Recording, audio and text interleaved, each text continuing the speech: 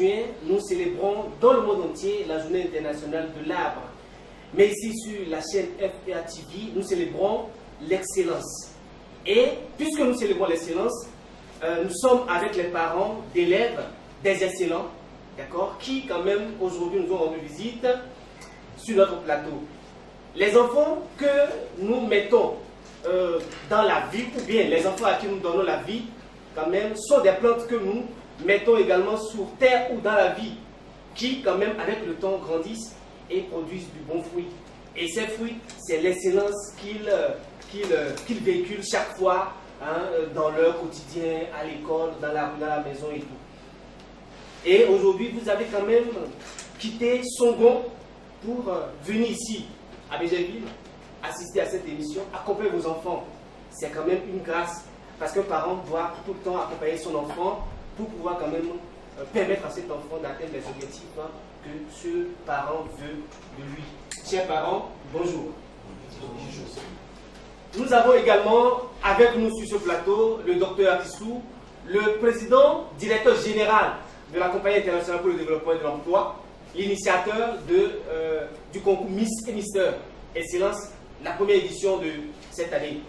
Nous allons, à la fin, parce qu'il y aura quand même la parole que nous allons donner au docteur qui va présenter un peu la maison, et les parents également vont parler par rapport à la présentation et nous dire avant tout pourquoi ils sont avec nous dans ce studio.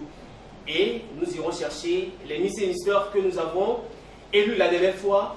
Ils viendront également sur le plateau parler un peu plus de leur vie, de leurs projets, de leurs sentiments après élection. D'accord? Alors, chers parents, bonjour. Et merci d'avoir bravé la fraîcheur du matin pour être ici avec nous. Alors, les nouvelles. Les nouvelles. C'est comme ça, les nouvelles. Présentez-vous s'il vous plaît. Moi, c'est M. Toali. Oui. Prophète. D'accord. À son nom. Je suis monté sur rendez-vous d'excellence. C'est ça. Je crois que c'est abouti bonjour. Et puis répondre à ce rendez-vous, c'est présent.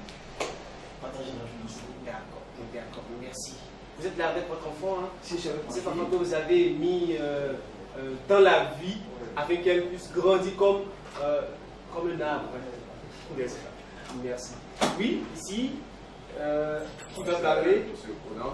Oui, monsieur Conan, bonjour. Merci. De santé, oui. Voilà, je suis là pour vous dire d'abord merci monsieur le docteur et à tous ces présentateurs. Merci aussi. Parce que vraiment c'est une grande première.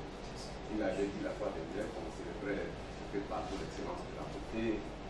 Mais je crois que c'est cette année-là, quelqu'un est venu de sa structure pour, n'est-ce pas, célébrer cette excellence.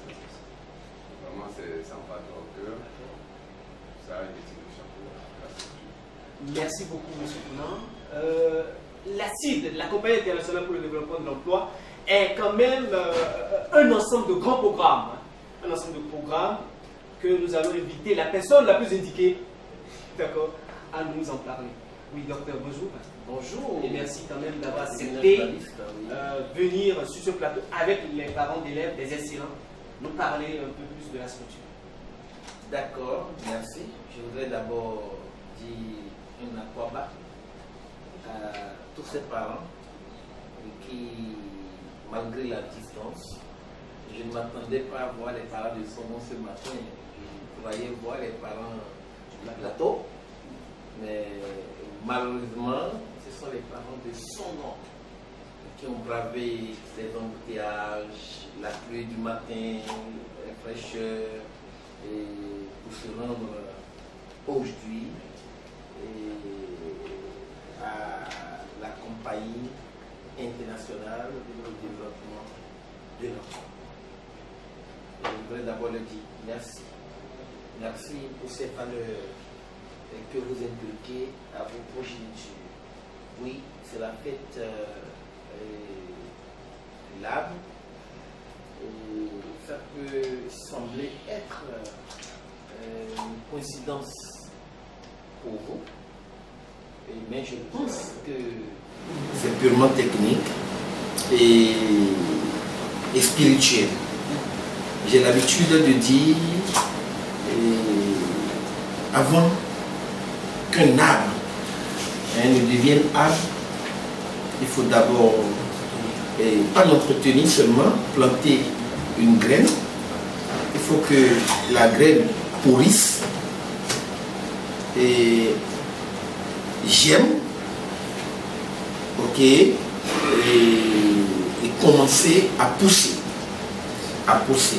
Et quand l'arbre doit pousser, si l'arbre doit pousser, il faut l'entretenir. Il faut arroser l'arbre, il faut sacrer. Il y a tellement de choses qu'il faut faire. Et c'est cela qui constitue. D'abord, c'est ce qui fait aujourd'hui que nous fêtons. Parce qu'on dit qu'il faut planter des arbres. Et planter des arbres, certes, c'est entretenir ces arbres qui est le plus important. Donc, votre présence ce matin, c'est parce que vous voulez entretenir ces arbres que vous avez plantés. C'est du show qui n'ont pas demandé à venir au monde. Et ils sont venus parce que vous l'auriez voulu, vous les parents.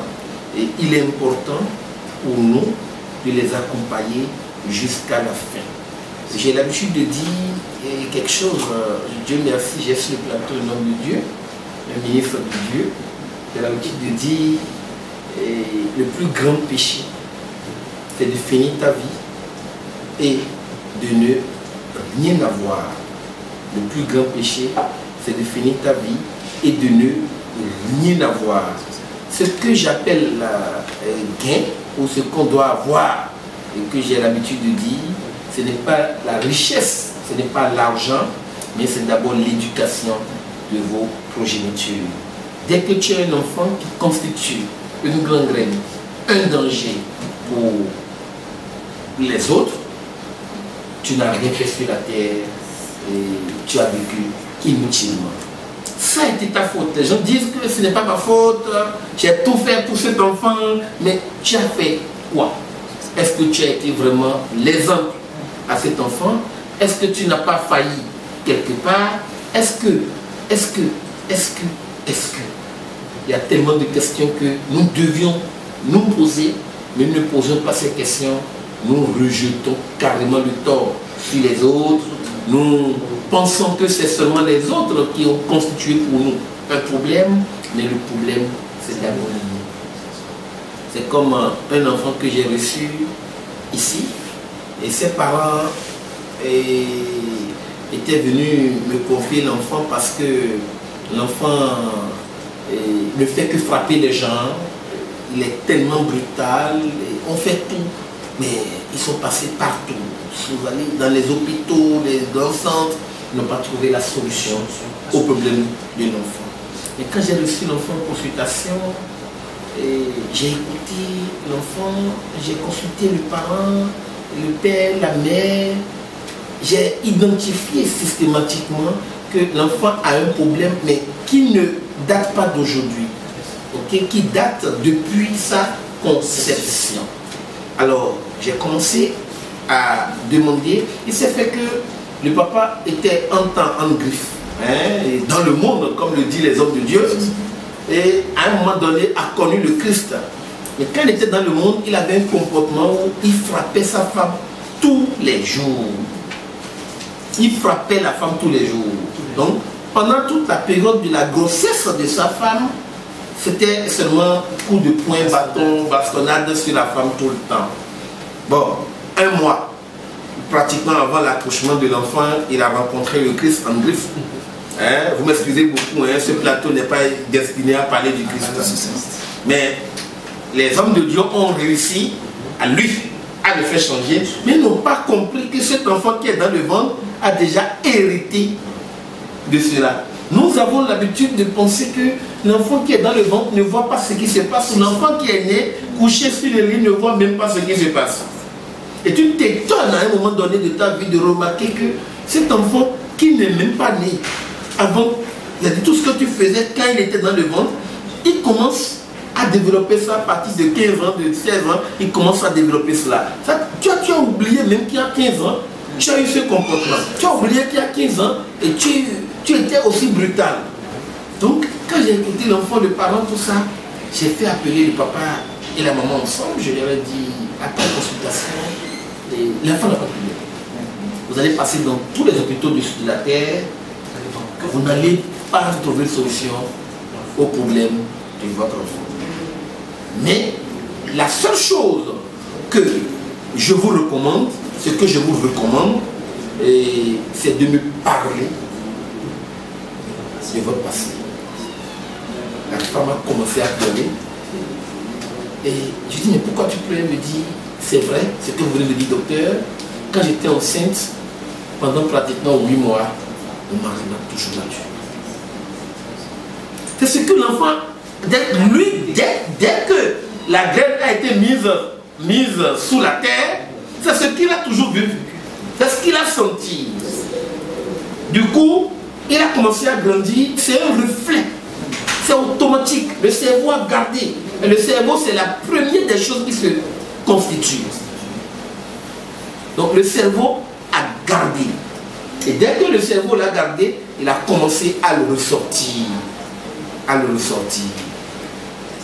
Donc c'est ce qui s'est passé avec lui. Et on a commencé maintenant à travailler sur l'enfant. Il faut maintenant lui retourner le choc pour pouvoir lui prendre ce que le cerveau a gardé. En 6 mois, l'enfant est devenu normal. Vous voyez un peu. Alors, c'est ce qui est important pour nous aujourd'hui, c'est de comprendre que tout ce que nous faisons se répercute sur notre enfant. Merci. Merci, docteur.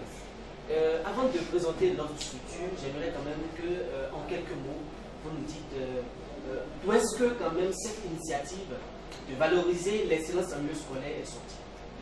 D'accord, merci. Et l'initiative du concours Miss Mister est venue suite à un constat. Un constat, bien sûr, très amer. Et ce n'est pas seulement un constat, mais des constats. Je vais prendre l'exemple d'un seul de ces constats. Un soir, j'étais sorti du boulot et je voyais une jolie femme. Pour moi, c'est une femme. C'était une très belle taille au bord de la route. Bon, vous m'excusez beaucoup, hein, nous les hommes là. J'ai garé ma voiture. Bonjour demoiselle. Elle dit bonjour. Vous allez où? Est-ce que je peux vous aider? Je dis oui monsieur. Elle est rentrée dans ma voiture. Quand tu la vois debout, très belle taille, très jolie. Mais quand elle est rentrée plus proche de moi, j'ai compris systématiquement qu'elle n'a pas l'âge de sa taille, de sa forme. Voilà. Vous avez quel âge? Systématiquement, elle me dit 17 ans. J'étais découragé. J'aime pas chercher mes enfants. Même si je dois chercher femme, il faut que je cherche quelqu'un qui a au moins 5 ans plus que ma fille. Donc si elle a déjà l'âge de ma fille, je ne peux pas me permettre de la draguer. Bon, déjà dans sa tête, vous comprenez un peu les jeunes filles d'aujourd'hui. Bon, un tonton qui m'a pris dans la voiture, bon, elle est quand même jolie. Bon, on a commencé à échanger, 17 ans, toutes les classes. Elle me disait qu'elle était en première ou en terminale. En première. Et je lui disais, d'accord, tu es élève? Elle dit oui. Je dis d'accord, c'est bien, tu es très jolie. C'est vrai que tu me plais bien, mais tu es ma fille, c'est dommage. On va devenir amis, c'est ce qui me plaît, qu'on soit vraiment des amis et tout ça. On a commencé à parler, je lui ai dit, mais tu sais, 17 ans, tu es en retard. Tu es très en retard. Moi, à 17 ans, sincèrement, j'étais déjà pratiquement 4e année d'université, mais toi, à 17 ans, tu es encore en première terminale. Ce n'est pas bien. Elle dit, tonton, toi-même là, je ne te comprends pas. Hein. Ce que moi j'ai fait juste quand je suis venu en terminale, maintenant, tu ne peux même pas comprendre. Et en première, tu as fait quoi? Je dis non. C'est difficile d'étudier à Abidjan, tonton. Là, mes parents vont payer tout ça là, moi je vais redoubler. On a commencé à échanger, c'est rentré dedans comme ça, on a commencé.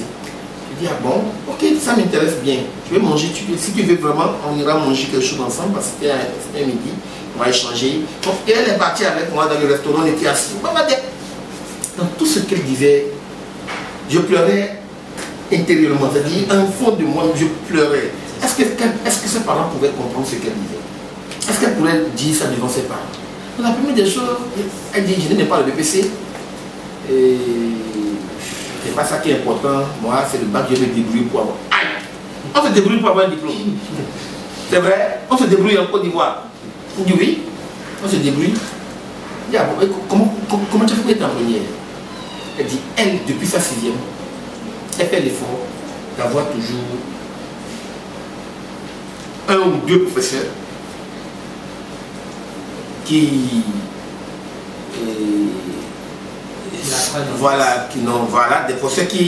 des professeurs qui l'apprennent en classe. Elle fait l'effort de les séduire. Elle a 2 toujours chaque année. Avec qui elle sort, ça fait que on a toujours ses notes. C'est le PP qu'elle dit chaque année. Pour ça qu'on se parle.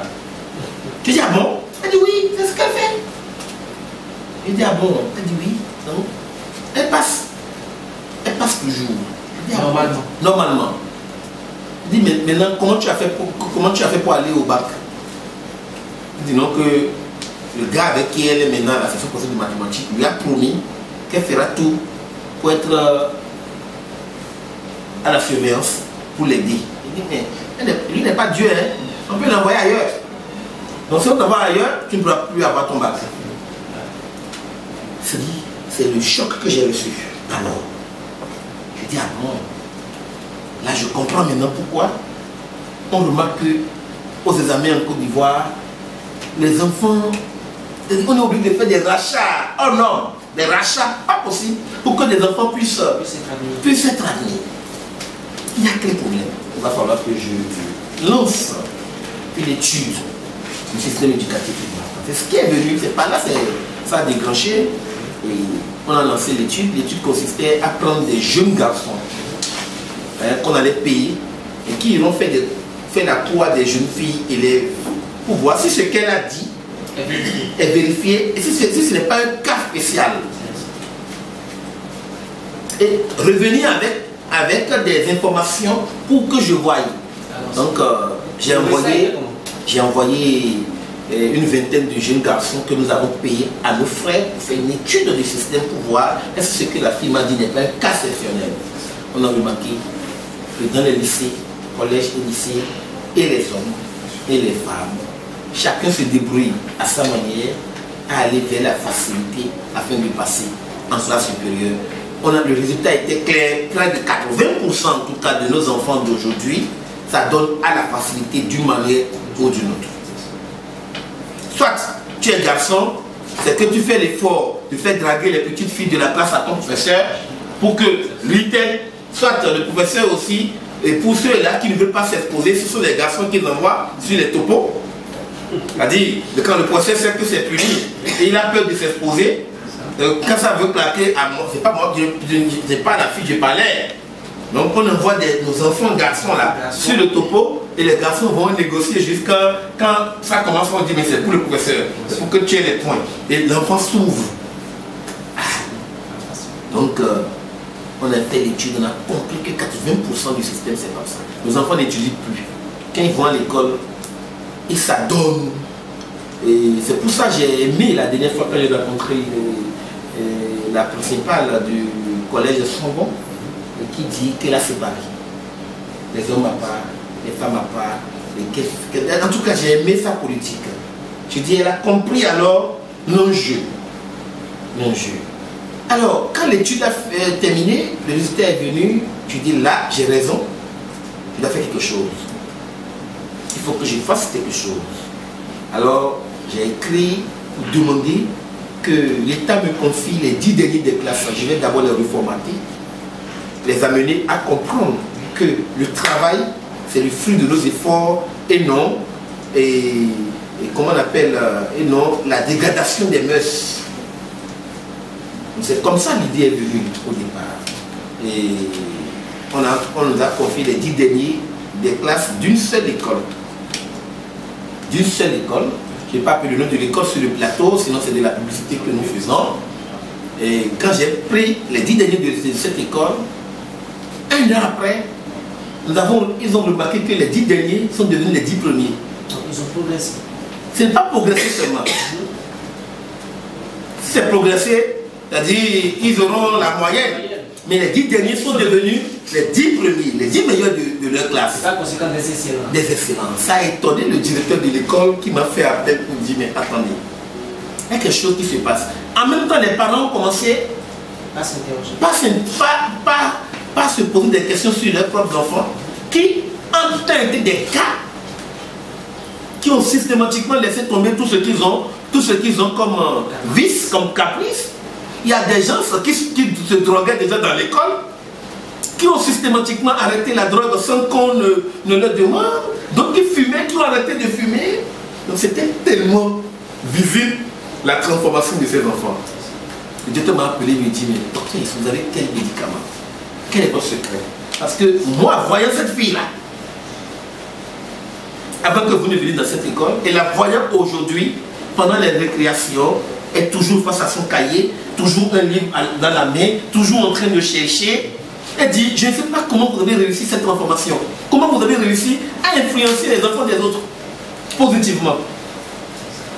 Sincèrement, je veux que le programme là soit généralisé. J'ai dit cette année, la même année où on parlait de ça, il a été promu draine. Je n'ai pas dit quel draine aussi. Et là, il a demandé en même temps que ça se passe dans plusieurs écoles de sa direction. Là, d'une seule école, on m'a confié pratiquement 5 écoles. Pour eux, c'est un coup de chance. C'est la première année, on a réussi à transformer systématiquement ces enfants. Voilà, c'est pour vous donner l'exemple que les enfants sont aussi des graines. Et il faut d'abord détruire et refaire. Et c'est ce que j'ai fait au fait. Il faut d'abord casser tout ce qui est dans le texte, reprendre à zéro le texte, parce que le système dans lequel nous sommes, c'est un système qui nous apprend la facilité. Pas pour nous arranger, mais pour nous détruire, pour nous escroquer, pour nous. Je suis face à... je suis à la télévision, et je sais tout le monde entier ils sont en train de m'écouter, ils suivent ce que nous sommes en train de dire, mais c'est la vérité. Je peux finir de le dire, on va m'arrêter, il n'y a pas de problème, je dirai la vérité. Je peux finir de le dire, on va me tuer, c'est pas grave, mais au moins les gens sauront que j'ai dit la vérité.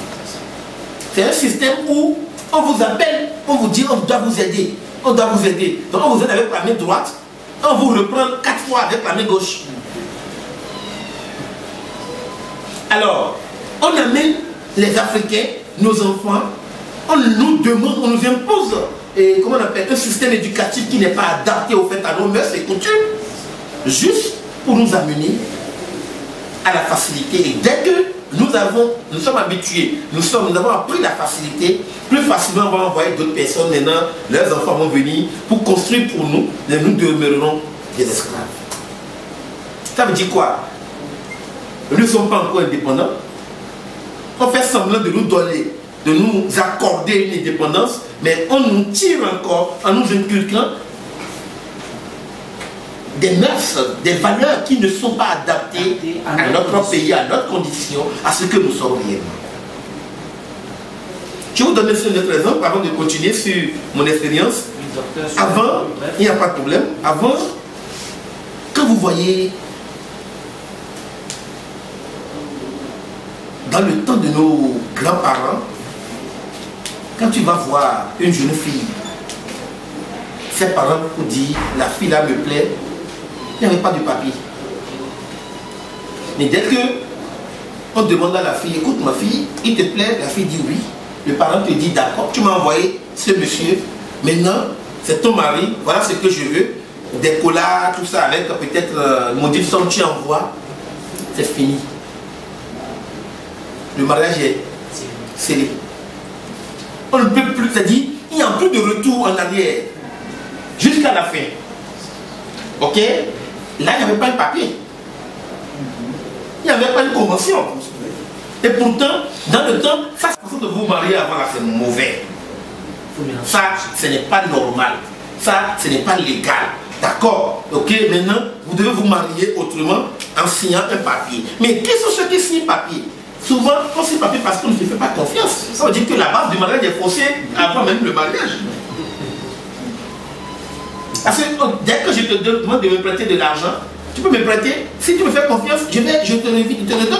Il n'y a pas de problème, on n'a pas besoin de faire papier. On est d'accord. Mais aujourd'hui, on te dit, ok, on veut se marier, et on nous demande de signer une convention qui nous lie. C'est pas mesure de prudence. Non. C'est parce que on nous a inculqué déjà qu'on ne doit pas se faire confiance. Or, avant, sans ce papier, on se faisait confiance et le mariage était vraiment sacré, durable. Mais aujourd'hui, 90% des mariages se font un an après. Malgré qu'il y a papier aujourd'hui, un an après, on demande le divorce. Combien de couples arrivent à supporter après un an? C'est-à-dire, la plupart du temps, si on se marie, la fait un an après, il faut divorcer. Mais en autant de nos aïeux, dès que le oui est oui et le non est non, il n'y a pas de retour. Alors, la modernisation a fait revers. En ce temps, on ne peut pas voir une femme porter pantalon. Parce que nos aïeux disaient, le pantalon va ressortir tout ce qui est la forme de la cachée, qui appartient à seulement son mari. Là, je commence à voir, ça va me plaire. Et ce qui me plaît, je vais chercher. Ce n'est pas ma faute. Or, dans le temps, les aïeux disaient, dès que tu es marié là, ça devient pour ton mari seul. Alors, la modernisation a fait revers. Donc, quand ils sont venus, ils savent très bien le mariage qu'on célèbre à la mairie. Et tout ça, d'abord, nous dépensons de l'argent là-bas, on va payer à la mairie, à ceci, à cela. Malgré qu'on est déjà marié de façon coutumière, on nous envoie, on dit, pour nous, là n'est pas bon. Mais c'est pour ce qu'on vous envoie là qui est bon. Et nous aussi, on a accepté ça. Et on laisse, on néglige même ce qui est pour nous. D'autres même vont laisser même le mariage coutumier pour aller faire un mariage civil parce que pour eux, c'est ça qui est légal. Et pour ce qui est pour toi, africain, là n'est pas légal, mais c'est ce qui est pour les autres qui devient légal. C'est le même problème que nous avons avec nos enfants aujourd'hui. C'est un système qui abrutit ces enfants. On les amène comment on appelle, à apprendre la facilité. On les incite même à ça. Juste pour qu'ils ne soient pas en mesure de se prendre eux-mêmes dès le départ. C'est d'abord la première situation. Alors, dès qu'on m'a confié les 5 écoles, je reviens sur l'origine du concours. On m'a confié les 5 écoles. Ils ont cru au départ que c'était un coup de chance. J'ai appris les 5 écoles, l'année qui a suivi, ça a été le même résultat. Ils disent alors, dès que nos enfants s'approchent de toi, ils changent de comportement, ils changent de manière de réfléchir, ils changent de manière de faire, ils deviennent responsables. Alors, il va falloir maintenant qu'on généralise. Dans le temps, j'ai décidé, ces enfants qui étaient à plus de 375 dans le programme au départ, j'ai décidé de mettre en place un système pour leur permettre de garder cet esprit.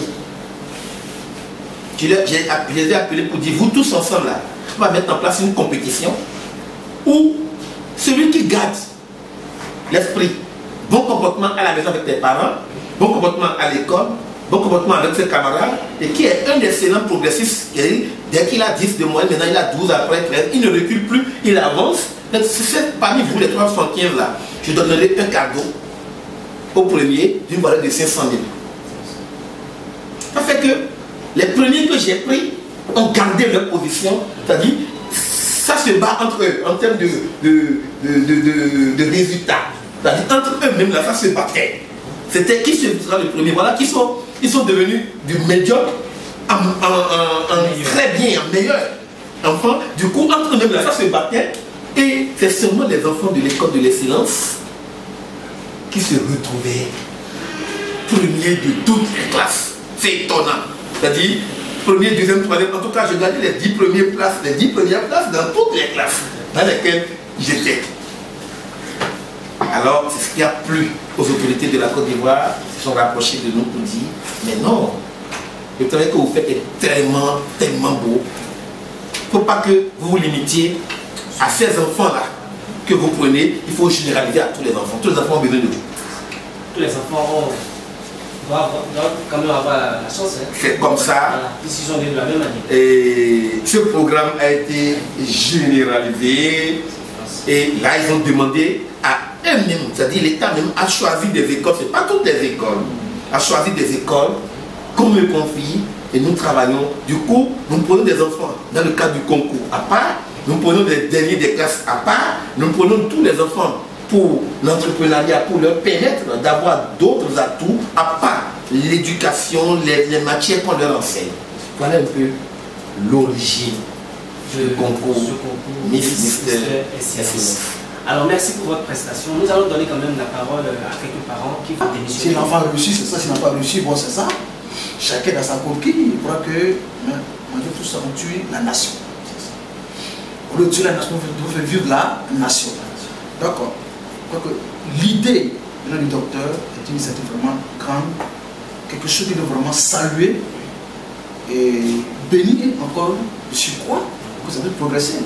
Moi, je dis à ma fille Danielle, ma fille, elle n'est pas d'accord à moi du premier trimestre. Elle a commencé à pleurer. Et papa, je n'ai pas de faire mieux de moi-même. Elle m'a offert le deuxième trimestre, j'étais vraiment très content. On dit qu'elle a progressé. De 11, elle monte à 14. Elle dit, je veux un travail de toi. Tu sais où te quitter, c'est où tu vas. Quand tu n'as pas d'ambition, tu joues avec ta vie. Ne joue pas avec ta vie. Aujourd'hui, ce sont des idées que nous voulons dans cette nation. Des hommes qui font progresser des vies, parce qu'aider une vie, c'est aider une nation. Et parce que la nation, c'est les enfants que nous avons aujourd'hui, qui deviennent des hommes demain. Je me demande si après le docteur, il y a encore quelqu'un dans la vie. Qui réfléchit dans la même lancée. Que Dieu le bénisse. Que Dieu le fortifie. Je pense que ce qui arrive en Côte d'Ivoire, c'est écœurant.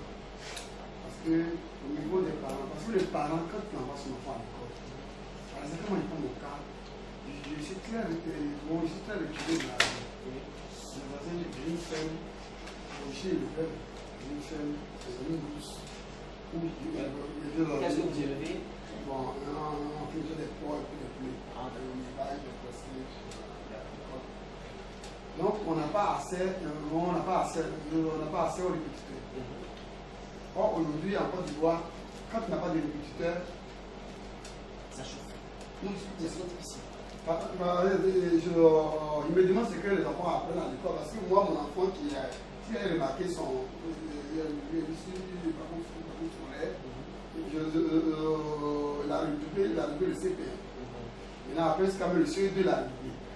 Il a redoublé encore la 4e. Je dis quoi? Parce que l'étude, là, quand il arrive, là, quand il fait vraiment qu'il arrive pardon, d'abord même du professeur jusqu'à chose, il y a une démotivation. Nous, à notre temps, pour une attente de travail, on dit chicote. Mais aujourd'hui, il voit les enfants débrailler, ils vont à l'école, mais c'est une école. Ouais. Donc, il n'y a pas de rigueur. Il y a un laisser aller. Donc, quand tu vois le cahier de leçons de l'enfant, tu regardes les chapitres, tu vois, mais qu'est-ce qui se passe? C'est quoi ça? Voilà, les trucs sont résumés. Alors, donc, oui, quand même, vous payez du système aujourd'hui, le système éducatif.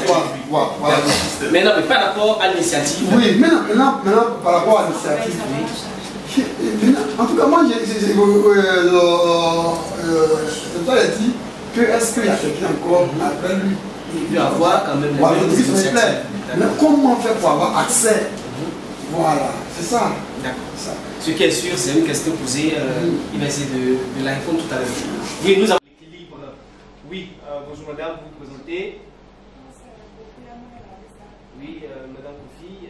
Alors, par rapport à l'initiative du docteur, qu'est-ce que vous avez à dire? Tout d'abord, je dis merci à Dieu. Je dis merci aussi au docteur parce que ce n'est pas tout le monde qui a la bonne idée et qui cherche à aider les autres. La bonne idée, il ne passe pas à lui, c'est de penser à tout le monde. Donc vraiment, on lui dit merci parce que vraiment, c'est le même problème. Les enfants maintenant, quand il va être même de l'étudier, même là, il y a des fois, il le voit là, c'est compliqué. Moi, vraiment, la chance qu'il y a eu aussi, là, les enfants qui étaient là, en tout cas, Dieu ne m'a pas laissé. Il avait parce qu'elle a son blanc aussi, il n'a pas fait simple. Le CE2, il est parti directement. Présentement, il a seconde. Ce qu'il fait aussi, ça peut motiver les enfants aussi à étudier plus, à comprendre plus aussi. Donc vraiment, on lui dit merci pour ce qu'il fait. Ok, merci à chacun, merci à tous. Vous avez un mot juste à placer? Oui, un petit mot. Oui, allez-y. Parce que quand moi je faisais le CPR, c'était la même chose. Moi j'étais toujours premier. Moi je donnais des cahiers, un cahier de 100 pages là, avec un bic, mais j'étais très content. Et puis le fait, j'ai grandi avec. Ça me motivait. Moi je pense que cette initiative là, elle a pérennisé. Maintenant le problème c'est que je rejoins mon frère, je disais tout à l'heure, il y a des génies, mais il n'y a pas un suivi. Si le docteur est là aujourd'hui, il faut que nous ayons le courage, parce que c'est d'abord ça. Celui qui ne veut pas se former, vous ne pouvez rien. Donc il faut que le docteur nous aide encore plus. Il n'a qu'à détecter, c'est vrai que les gens ne viendront pas, mais qu'il détecte parmi ses collaborateurs-là des volontés pour qu'ils soient formés. Une fois qu'ils sont formés, personne n'est éternel. À partir du jour, on aura quand même toujours quelqu'un pour, n'est-ce pas, faire pérenniser la chose. Sinon, l'école ivoirienne, vraiment, c'est difficile. Moi, je suis. Elle est pourrie aussi, hein, c'est ce que vous voulez dire? Oui, pourrie, je ne sais pas. Elle est pourrie. Hein. Elle est pourrie. Le système de répétiteurs, je n'en veux pas dans ma famille. C'est chez moi, j'ai dit à mes enfants, voilà. Moi, j'ai étudié au Dieu villageois, mes parents ne comprenaient rien. Moi, étudier même, il fallait une langue. Mais c'était difficile. Moi, j'ai réussi à faire ça. Aujourd'hui, vous avez tout. Il y a l'Internet, donc moi, je ne peux pas apprendre encore un répétiteur pour vous. Ce n'est pas possible. Il va faire quoi, le répétiteur? Il fait quoi? Vous ne sachez pas. Et donc, il faut que vous suiviez la place. Donc, je pense que elle qui est la fille du lot, bon, je pense qu'elle va donner encore un push à tous ses frères. D'accord, merci. Merci. La Compagnie internationale pour le développement de l'emploi est une compagnie qui, quand même, regroupe beaucoup de programmes. Et ces programmes, je suis très sûr que dans le développement, tout à l'heure, le docteur, vous allez quand même vous en tirer. Vous allez voir quand même que non, le docteur est une tête pensante. Il a la tête sur ses épaules et il réfléchit toujours pour le développement de l'Afrique. Pour le développement de l'Afrique. L'Afrique est encore vierge. D'accord? Et on dit, tout le monde crie aujourd'hui que on est au chômage, il n'y a pas d'emploi. Or, l'Afrique est vierge. D'accord? Donc, le docteur, dans cette compagnie, a beaucoup de programmes qui entrent dans la ligne du développement de l'Afrique. Alors, docteur, présentez-nous la structure, la Compagnie internationale pour le développement de l'emploi. La Compagnie internationale pour le développement de l'emploi est une société que nous avons créée depuis quelques années. Et comme j'ai l'habitude de le dire, nous n'avions pas créé une société parce qu'au départ, on recherchait de l'argent. Je me rappelle, dès que nous avons fini avec les postes nominatifs, le peu que nous avions gagné, je pouvais aller à Dubaï, en Chine, commencer à vendre du fer, des ciments et autres. Parce que c'est dans le temps, voilà, dans le temps, c'était ce qui était à la mode. Tout le monde courait vers là où il y a de bonnes affaires, là où on peut gagner de l'argent. Mais je n'ai pas fait ça. J'ai créé d'abord l'agence pour le développement de l'emploi à Défi. Et les gens, mes collègues, camarades, amis, dans le temps, ont commencé à se moquer de moi. Toi, tu prends ton argent pour créer une agence, on dit emploi des jeunes. Tu vas dans un secteur où les jeunes n'ont même pas d'argent pour te payer, et il n'y a rien. Mais je dis, je ne viens pas dans un secteur pour chercher de l'argent, mais je viens pour régler, pour résoudre plutôt un certain nombre de problèmes sociaux. Et on dit, mais donc tu dépenses ton argent seulement pour tout ça sans attendre un gain. C'était sans doute. Mais j'ai compris que j'ai raison sur eux plus tard. Parce que des années plus tard qu'aujourd'hui, ce qu'on a commencé pratiquement à 0 francs est devenu très, très grand. J'ai l'habitude de dire, et tout ce que vous commencez, ne visez pas l'argent, mais visez d'abord l'intérêt général. Dès que vous visez l'intérêt général, très heureux que tout à l'heure, à l'unanimité, tous ceux qui sont sur le plateau ont dit la même chose. Je reçois les prières des uns des autres. Et notre souhait, c'est que Dieu nous donne une longue vie et que nous rencontrions des jeunes ou des enfants à nous qui pourront avoir les mêmes manières de réfléchir, qui pourront être prêts à servir leur pays, à se battre pour leur continent. J'ai toujours l'habitude de dire, et je le dis, je n'ai pas peur de mourir. Je dis, c'est quand tu as peur de mourir, que tu n'arrives pas à innover, à faire quelque chose. La mort est faite pour tout le monde. Celui qui viendra tirer sur moi aujourd'hui, il ne faut pas qu'il pense qu'il va vivre éternellement. Il va partir un jour. Et là, j'aurai la chance de partir avant lui, de connaître là-bas avant lui. Là, je demeure encore son grand frère. J'ai été son grand frère sur la terre et je serai son grand frère dans l'au-delà. Alors, c'est de ma manière de réfléchir. De ma manière de réfléchir. Du coup, cela me donne le courage de réfléchir à chaque fois, partout où je passe. Et quand moi je sors, quand je prends ma voiture, quand je bouge, c'est comment faire pour que les choses changent. J'ai la ferme conviction que nous avons des talents, nous sommes très, très intelligents en Afrique. Mais on ne nous permet pas juste de découvrir ces talents cachés en nous. Je voudrais, avant de commencer à présenter la CID, et vous raconter une petite histoire qui va vous aider, d'ailleurs, surtout vous qui faites encore des enfants, qui va vous aider. Je l'ai expérimenté, ça a été une réussite totale pour moi. Et j'étais en Corée du Sud. En Corée du Sud, je suis allé voir un ami qui m'avait invité pour venir visiter un peu son pays. Parce que moi, j'aime voyager. Je sors beaucoup. Je sors pas pour... Je prends mon argent, je prends mon avion, je vais dans un pays, pas seulement pour m'amuser. Je veux comprendre un peu comment eux, ils ont réussi. Je me demande toujours, en Asie, ils sont 20 fois plus nombreux que nous, mais ils sont riches. En Afrique, nous avons, c'est-à-dire en Asie, remarquez, les gens qui font culture hors sol du riz, ils sont les premiers producteurs du riz. C'est-à-dire, ils ne cultivent pas sous la terre, ils sont premiers producteurs. C'est bizarre. Oh, nous avons la terre, on n'arrive pas à le faire. Donc moi, quand je sors souvent, c'est pour aller chercher. Je suis d'abord chercheur, je suis docteur en économie. Et d'abord, l'économie m'a permis de réfléchir, de chercher. Je suis un enseignant-chercheur. Du coup, quand je sors, c'est pour aller chercher. Comment, quand je vois un blanc construire un immeuble, comment il a fait pour construire? Quel est son secret? Quand je vois quelqu'un comme Coca-Cola, l'ensemble des fondateurs de Coca-Cola, je les vois, je dis, mais comment ils ont réussi? Pourquoi pas nous chez nous? Quand je vois quelqu'un comme Bolloré, comment il a fait pour réussir? Pourquoi pas un jeune Africain? Pourquoi quand je tape le net, je ne vois pas un Africain être le premier, le plus riche au monde? Et c'est le monsieur de Microsoft, moi je l'appelle le gars de Microsoft, parce que nous aussi on peut inverser les choses plus tard. Nous sommes le berceau de l'humanité. C'est-à-dire, c'est d'ici le premier homme du monde entier, il est parti de l'Afrique. Et pourquoi l'Afrique est dernier? Et nous qui sommes les berceaux là, pourquoi nous sommes derniers, ils sont les premiers? C'est des choses, moi, qui me voient là. Du coup, je suis allé voir mon ami qui fêtait 8 ans d'anniversaire de son enfant. 8 ans. Et parmi les enfants ici, il y a des enfants qui ont 8 ans déjà, non? C'est plus. Hein? Il y a des enfants qui ont plus de 8 ans ici déjà. La plupart de mes enfants qui sont là ont plus de 8 ans. Et le papa disait à l'enfant le jour là, ils ne m'ont pas invité dans leur. Comme je suis papa tout là. Ils ne m'ont pas invité le jour là dans leur débat.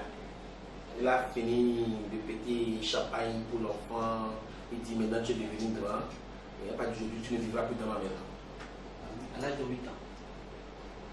Tellement j'étais choqué. Vous avez dit tout à l'heure à 8 ans. Vous avez tourné à 8 ans. La réaction. C'est-à-dire, je n'ai pas pu le laisser terminer. J'ai dit, mais ce n'est pas fait.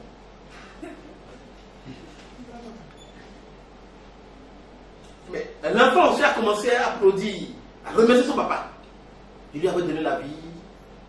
Je lui ai dit, je te remercie de me faire ci. Ah! Il est content lui-même. Déjà, les 3 semaines que je faisais dans la maison, le comportement de l'enfant m'étonnait. Le gars se lève à 5 h du matin, je me réveille, je ne vois plus. Il est parti.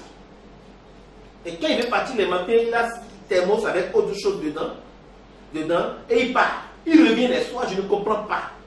Il va faire quoi, je ne sais pas. Et il sort je ne le vois jamais. Il revient, c'est pour me saluer juste, il monte dans sa chambre. C'est-à-dire qu'il ne se comporte pas comme un enfant de 8 ans en Afrique qui est encore dans un petit caleçon en train de courir dans la rue. Il se comporte comme une grande personne, une personnalité.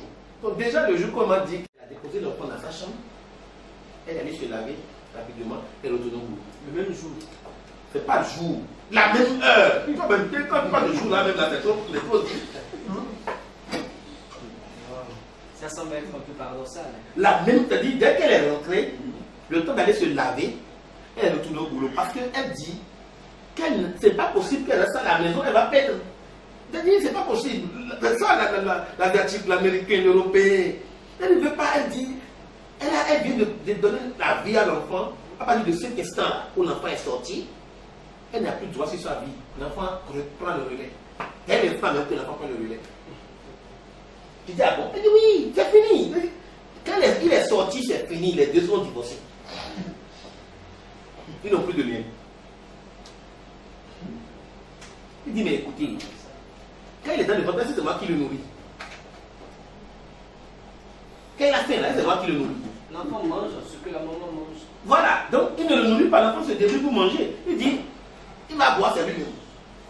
Il va tourner, je n'ai pas appris ça là-bas. Je vais apprendre ça ici pour moi. Je dis d'accord. Là encore, je me dis, ok, pour partir, je vais boire. Moi, je vais rester ici pour surveiller l'enfant. Comme elle ne me connaît pas trop, elle a fermé sa porte à clé. La porte là dans laquelle l'enfant est, la chambre dans laquelle l'enfant se trouve, elle a fermé à clé. Elle est partie avec ça. Je suis là. L'enfant crie. C'est-à-dire, ça rentre dans mon cœur. Tu vas penser que ça me piquait quoi à l'intérieur. Je dis, mais je ne comprends pas la dame là. Elles sont sorcières ici. L'enfant va mourir. L'enfant crie, mais l'enfant crie. Vous savez, l'enfant a crié pendant 2 jours. C'est fini. Je n'ai plus entendu crier de l'enfant. Elle revient 4 fois par jour. C'est-à-dire, elle revient 4 fois, elle donne à quelqu'un l'enfant pendant 35 minutes, elle retourne au boulot. Là-bas, il n'y a pas de congé de maternité. Ici, là, même le garçon a congé de paternité. Tu es pauvre, c'est toi qui as congé. C'est paradoxal. Et tu es pauvre, c'est toi qui te prends des congés. Là-bas, le congé de chinois, c'est 1 journée. Le congé dans l'année, pas plus que ça. Le chinois travaille 24 heures. Les entreprises chinoises travaillent, fonctionnent 24 heures sur 24 heures. Il y a 2 équipes, l'équipe de nuit, l'équipe de jour. Parce qu'ils n'ont pas le temps. Ils veulent dominer le monde. Ils veulent travailler, dépasser les Américains. Du coup, c'est mis dans leur tête que vous devez travailler 24 heures. Donc les Chinois, l'Asiatique ont compris, ils travaillent avec leur continent dans dépasser le monde. Pourquoi vous ne pouvez pas vous donner ces défis vous aussi en Afrique? Pourquoi la politique africaine ne peut pas se donner ces défis? Nous voulons reprendre notre place. Donc les gens n'ont pas de temps. Donc il n'y a pas de congé de maternité, de paternité. C'est banni même de leur constitution. Il n'y en a pas. Il n'y a pas de repos. Il n'y a pas de repos à midi. Tu as juste 5 minutes pour aller prendre quelque chose dans la bouche et tu reviens.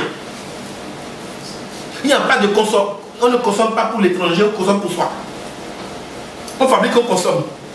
Mais chez nous là, tout ce... Même, écoutez, en racontant cette histoire, je me suis rappelé d'un monsieur qui fabriquait un jus de fruits. Un jus de fruits, on appelle, je ne sais pas que son nom, c'est pas bien, ok, qui est venu me voir pour dire que son jus de fruits ne marche pas. Je lui ai dit d'accord, donne-moi le jus, je vais boire. Je goûte le jus, c'est tellement très bien fait. Jus de fruits naturel, il n'y a même pas d'additif dedans. Naturel, c'est tellement bien fait. Mais il ne sait pas pourquoi ça ne marche pas. Il a fabriqué, il a dit, il a transformé plus de 20 millions qui étaient dans son magasin. Ça ne sortait pas de l'usine. C'est à Côte d'Ivoire ici. Je donne le nom, vous allez connaître le jus. Mais là, c'est ce que je lui ai dit. Quand j'ai vu la boîte, là, j'ai vu fabriquer en Côte d'Ivoire, mise en bouteille à Abidjan. Je lui ai dit non, on va changer juste l'emballage. On a mis dans une emballage fabriqué en France. Fabriqué en France. Dans le même mois, tout est fini. Le contenu n'a pas changé. C'est juste l'étiquette qui a changé et l'Ivoirien a tout consommé. Le même jus qui n'était pas sorti. Vous voyez comment nous sommes mauvais? Comment on nous a inculqué d'être mauvais envers nous? Parce que c'est fabriqué en Côte d'Ivoire, je ne vais pas boire ça. Mais dès que j'ai changé l'emballage, le même jus est ressorti, fabriqué en France, le gars produit ça pour qu'on tout près. Depuis ce temps, ils vont dire, chaque mois, il doit faire pour 20 millions, 30 millions. Ça finit de consommer ça. Or, c'est fabriqué à Abidjan. Mais quand même, dans ce cas, on peut se demander, mais est-ce que quand même les conditions d'hygiène sont remplies? Au fait, tu ne veux même pas aller voir si les conditions d'hygiène sont remplies avant de ne pas consommer au départ. Juste parce qu'on a écrit dessus fabriqué à Abidjan, tu ne consommes pas. Il faut d'abord que tu ailles chercher même si les conditions sont remplies, avant de voir que les conditions sont remplies. Toi, tu ne veux même pas ça, parce qu'on t'a déjà dit que l'Africain est mauvais. Tout ce qu'on fait là, c'est pas bon. Donc c'est dans votre tête comme ça. Quand vous voyez même vos frères qui tissent là, ils tissent au bord des routes, les chemises, belles chemises là, vous ne voulez pas acheter ça. Mais vous préférez même aller prendre une chemise 30 000 francs dans les boutiques du blanc. Vous ne voulez pas prendre pour votre frère pour vous habiller de façon ivoirienne. Vous ne voulez pas faire ça. Mais vous voulez vous habiller comme le blanc. Alors, c'est cet exemple juste pour vous montrer que chez eux, c'est pas ça. Et ce qui vient de l'Europe est cher. C'est ce qui se fabrique chez eux que l'État accompagne. Mais nous-mêmes là, l'État va même accompagner ce qui vient de l'Europe et refuser d'accompagner ce que toi tu as fabriqué en tant qu'artisan. C'est un problème qu'il faut régler. Il faut que quelqu'un ait le courage de le dire, de dire la vérité à nos gouvernants que ce n'est pas normal. On doit mettre sur le budget de nos gouvernants, notre argent, on doit mettre sur le budget l'accompagnement de ces artisans qui sont grands. Qui réfléchissent mieux même que ces blancs. Ils font beaucoup. Alors, cet enfant en 3 jours a arrêté de pleurer. Je n'avais pas compris le miracle. La dame est revenue un jour, je lui ai dit, mais comment l'enfant a arrêté de pleurer là? Il dit non, l'enfant a compris que si la paix ici, chacun se prend en charge. Il n'y a personne pour personne. Ici, on ne vient pas pour s'amuser. Ici, on ne vient pas pour s'amuser. Ici, c'est un combat. Donc quand il a pleuré, il a compris. C'est-à-dire, en 2 jours, le cerveau a commencé à comprendre que là, il ne faut pas que je pleure, je dois réfléchir à moi-même, à ma vie. Donc en 3 jours, le gars commence à réfléchir. Donc, je remarquais que c'est quand la dame est en retard d'une minute, l'enfant sait. C'est-à-dire, si elle doit venir pour l'allaiter à 16h, et à cause de la route, elle vient à 16h10, de 16h00, 16h2 minutes là, à 16h10, il pleure. Parce que là, il a compris déjà, il connaît 16 heures. Malgré qu'il est bébé, l'enfant commence à connaître 16 heures, l'heure à laquelle il doit manger. Mais toi en Afrique, dès que l'enfant dit yeah, tu le soulèves. Oh, tu viens, tu le soulèves. Même papa va dire pourquoi mon enfant crie comme ça? Va prendre mon enfant, tu le soulèves. Qu'est-ce qui te prouve que l'enfant qui est en train de pleurer là, c'est ça qu'il veut? L'enfant peut voir ce document-là. Tu l'as gardé. C'est le document-là qu'il a vu qu'il veut toucher. Et il a commencé à pleurer. Comme il ne peut pas parler, il commence à pleurer. Au lieu de le laisser réfléchir à comment prendre son document, toi tu lui mets ça dans la bouche. Du coup, la façon de la réflexion s'arrête. Et tu l'amènes à autre chose. Et le fait de l'amener chaque fois à autre chose, dans les premiers jours de sa naissance, il s'abrutit. Il ne réfléchit plus loin. Et il faut que tu continues de l'aider jusqu'à la fin de sa vie. Il faut programmer ses heures. Dès qu'il mange, tu es sûr qu'il a bien mangé. Oublie-le. Laisse-le. Habitue-le dès le premier jour. Tu verras qu'il va commencer à devenir. Il sera très intelligent. Je l'ai expérimenté, je vous dis. Un matin, pratiquement à 2 mois ou 3 mois après, il y a des jouets dans sa chambre. L'enfant qui est... La chambre est plus grande qu'ici, hein, que cet espace qu'on utilise pour notre chaîne. L'enfant qui était mis quelque part là-bas, un matin, on voit l'enfant venir sur la porte. C'est-à-dire le jour là, si la maman ne savait pas faire, il allait le taper. Vous voyez, s'il y a 3 mois, il s'est déplacé lui-même pour venir prendre un jouet. Il est venu prendre son jouet. Lui-même. Ça fait qu'à 4 mois, 5 mois, il commence à parler. Parce qu'il commence à faire des efforts. Lui-même. En un an, se gâter, il commence à courir, à réfléchir, à vouloir se porter, c'est-à-dire vouloir se protéger. vouloir sortir de lui-même. Tandis que nos enfants, même à 5 ans, pour que tu l'envoies à l'école, là, il va pleurer pendant des jours. C'est-à-dire, pour que tu l'accompagnes. Or, le gars, à 5 ans, il a fini déjà même toutes ces étapes-là. Il n'est même plus même à ce niveau-là que tu l'accompagnes quelque part. Il est déjà en train de réfléchir à je vais devenir quoi dans ma vie. Je dois manger quoi. Je dois faire quoi. Parce qu'on ne lui demande plus ce que tu veux manger. Lui, à 5 ans, ici, chez nous, je fais... Il ne sait pas qu'il faut aller manger, qu'il faut aller prendre votre qu'il est là pour manger. Il attend quand même pas le serve. Il attend qu'on le serve. Parce que tu lui as appris ça depuis sa naissance, tu lui as appris à le servir, tu lui as appris à tout faire. Du coup, vos enfants en Afrique, vous gardez le même poids à l'école, vous leur prenez des répétiteurs pour les aider à étudier. À l'école même là, si vous ne savez pas, il faut même appeler le professeur pour l'aider à passer un cas supérieur. Tu l'aides à avoir le diplôme, le jour de l'examen, tu dois l'accompagner, même attendre, il finit, tu le déposes à la maison, tu dois l'aider à aller à l'examen, il a le diplôme, tu dois l'aider à chercher un boulot.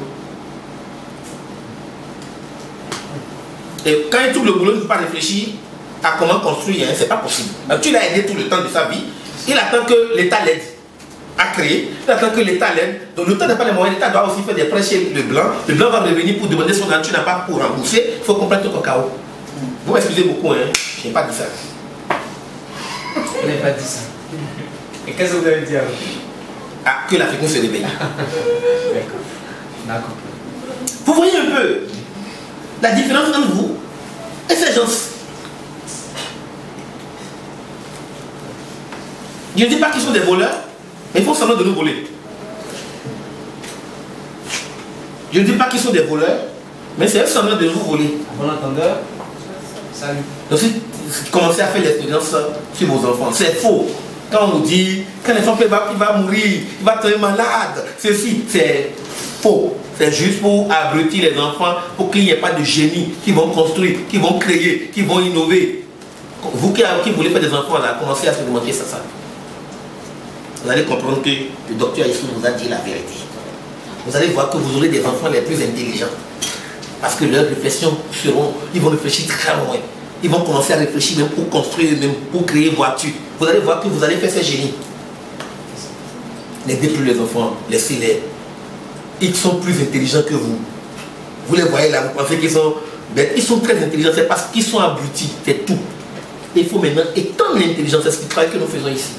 Donc maintenant, par rapport au programme, aux différents programmes de la région. Donc, c'est tout ça là qui nous ont amenés à réfléchir sur des programmes. Nous avons d'abord un programme ici qu'on appelle le campus de l'emploi. C'est une plateforme qui réunit les parents, les enseignants, les éducateurs.